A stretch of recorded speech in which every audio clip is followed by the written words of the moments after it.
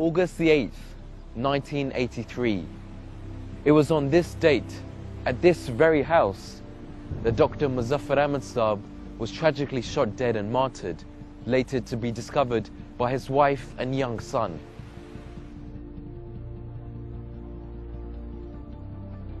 Dr. Muzaffar Ahmad Saab was a simple family man who lived with his wife and young son in Canton, Detroit. He was a peace-loving individual and a sincere and devout member of the Ahmadi Muslim community. A physician by trade, he practiced at the Wayne County General Hospital. The way that the story started was a year prior to that.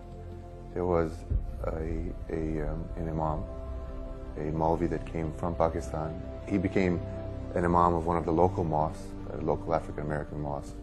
And there he began preaching the sentiment of basically hatred and prejudice towards Ahmadis. There was an upcoming Jalsa, a Jalsa Salana that was to be held in Detroit that year. And he had put together a plan to disrupt that Jalsa.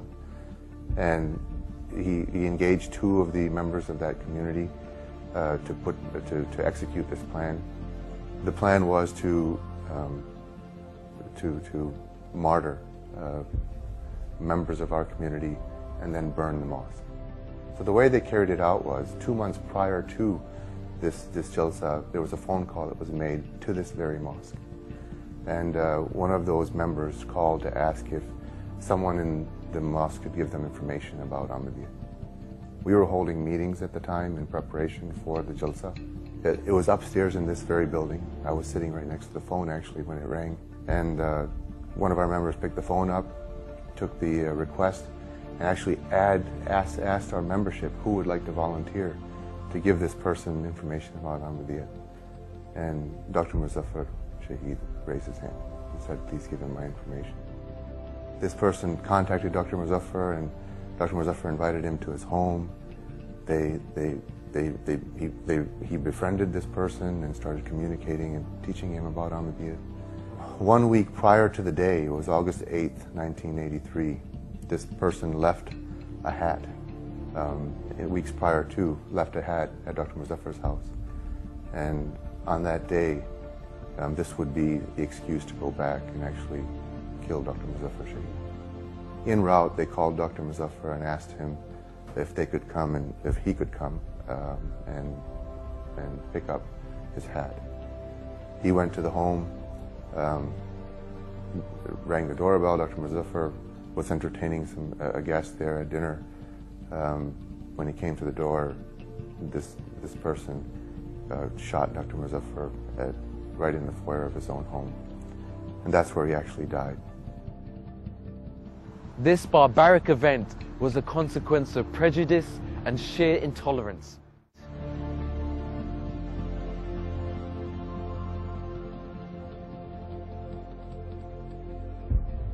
The two perpetrators, Calvin Jones and William Kane, continued on their rampage and proceeded here to the Ahmadiyya Mission House on Wyoming Street.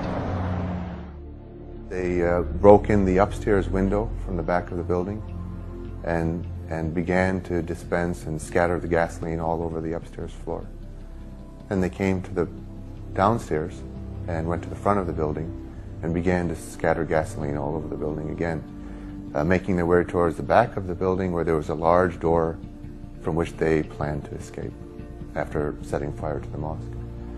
But they didn't realize that there was actually a gas water heater in the back of the building that had a pilot lit.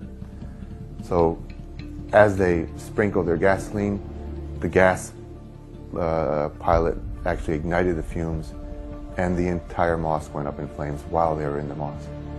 They attempted to get out of the back door, but they couldn't. There was a very large steel door. They tried to get through the door, but the door handle was broken. The door handle was broken for years, and we used to take the handle off and actually set it on the shelf just next to the handle. In the midst of all of the commotion, they couldn't find the door handle.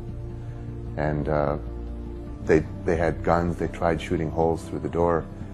They couldn't get through. It was a solid steel door. And eventually, they went into the bathroom where the water heater was. The bathroom was enclosed in concrete, where they actually died as a function of smoke inhalation.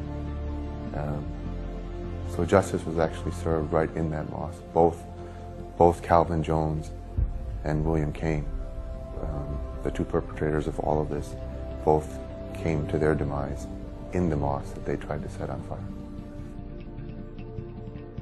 The entire mosque was burned to nothing.